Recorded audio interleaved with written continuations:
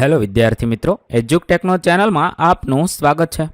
આજે આપણે શીખીશું ધોરણ 7 વિષય સંસ્કૃતની તારીખ 21/4/2026ના રોજ લેવાનારી વાર્ષિક પરીક્ષાના મોડલ પ્રશ્નપત્રનું સોલ્યુશન.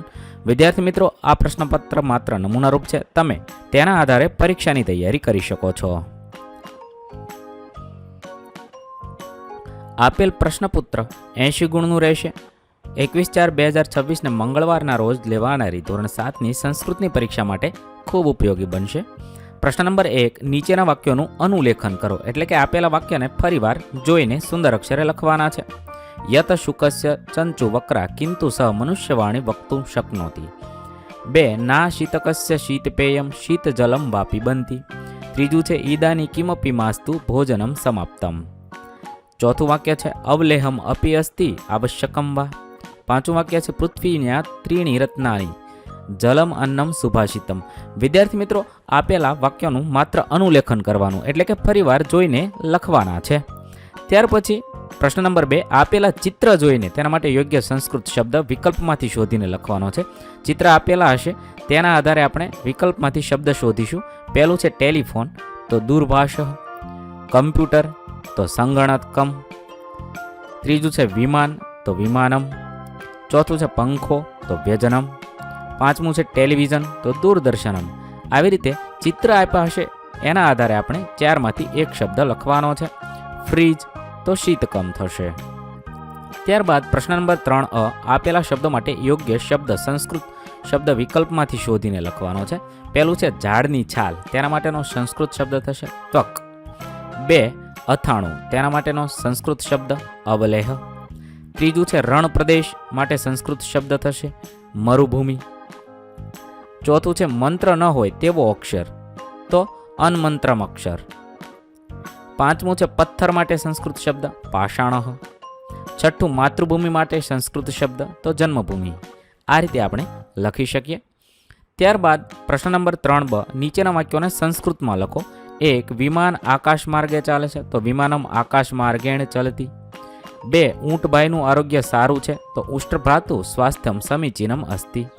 3, ભોજન સ્વાદિષ્ટ છે, તો ભોજનમ રુચિકરમ અસ્તિ. ચોથું, તે મુખ વિનાની અવાજ કરે છે, તો સા અમુખી શબ્દમ કુરુતે.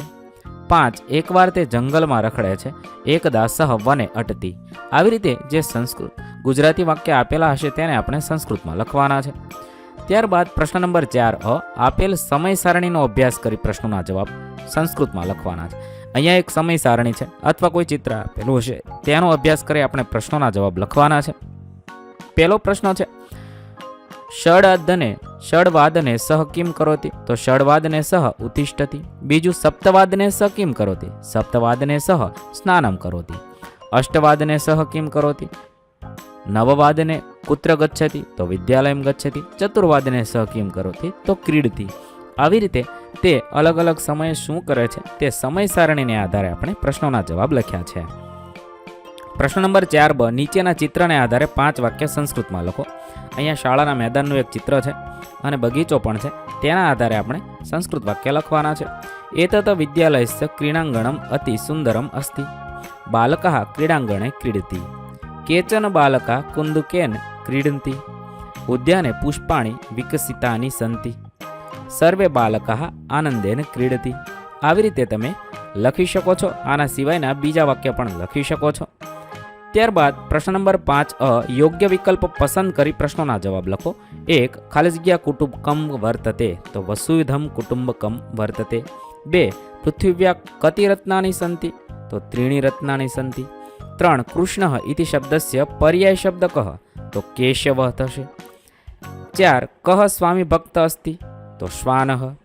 5, જનાઃ પરસ્પરમ વાર્તાલાપન કિમ ઉપકરણેન કુર્વતી, તો દૂરભાષેણ ભ્રમણભાષેણ વા. એ જવાબ થશે.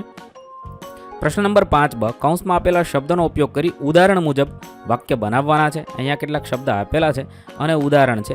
યત્ર ખાલી જગ્યા, તત્ર ખાલી જગ્યા, યત્ર પરિશ્રમ તત્ર સફળતા.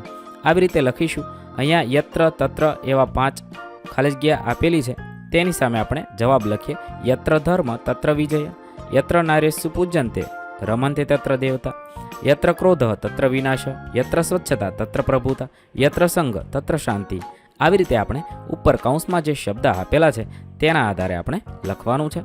ત્યાર પછી પ્રશ્ન નંબર 5 ક, કૌંસમાં આપેલા શબ્દનો ઉપયોગ કરી ઉદાહરણ મુજબ વાક્ય બનાવો. એશ બક તસ્ય એકાગ્રતા પ્રચલિત. એશ શુક, પછી સ્વામી ભક્તે આપેલું છે એશ શુક તસ્ય મનુષ્યવાણી પ્રચલિતા.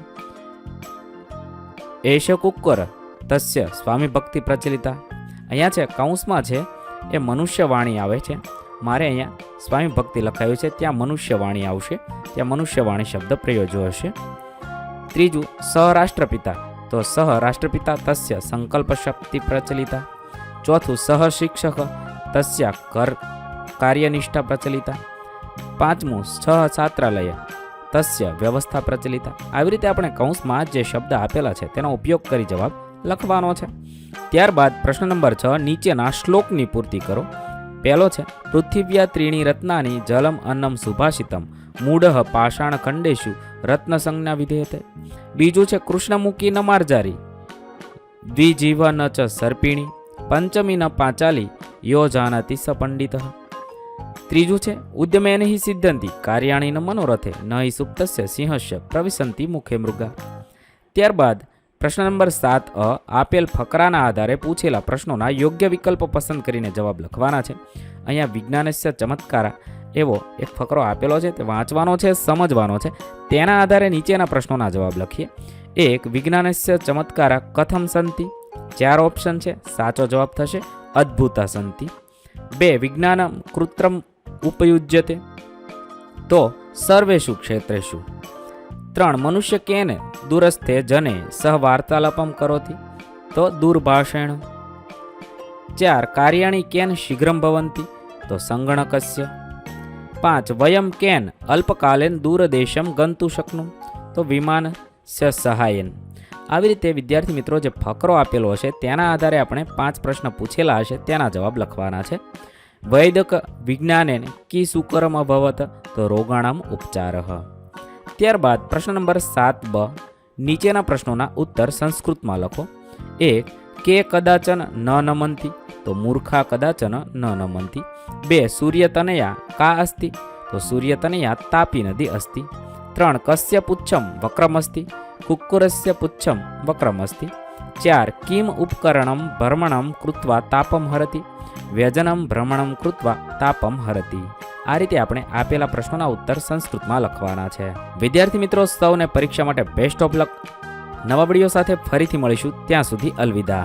વિદ્યાર્થી મિત્રો આપેલા વિડીયોની જો તમારે પીડીએફની જરૂર હોય તો તમે આપણી એપ્લિકેશન સ્માર્ટ સાથી પરથી મેળવી શકશો.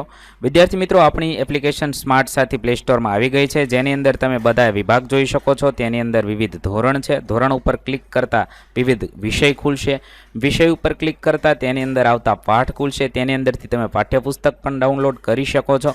તેની અંદર આપેલા પાઠમાં ક્લિક કરતાં તમે પાઠની પીડીએફ, સ્વાધ્યાયની પીડીએફ, સ્વાધ્યાયન પોથીની પીડીએફ, પાઠના વિવિધ વિડીયોઝ, સ્વાધ્યાયના વિડીયોઝ, સ્વાધ્યાયન પોથીના વિડીયોઝ બધું જોઈ શકો છો અને ડાઉનલોડ પણ માત્ર એક ક્લિકમાં કરી શકો છો. વિદ્યાર્થી મિત્રો આપણી એપને સપોર્ટ કરજો, ડાઉનલોડ કરજો.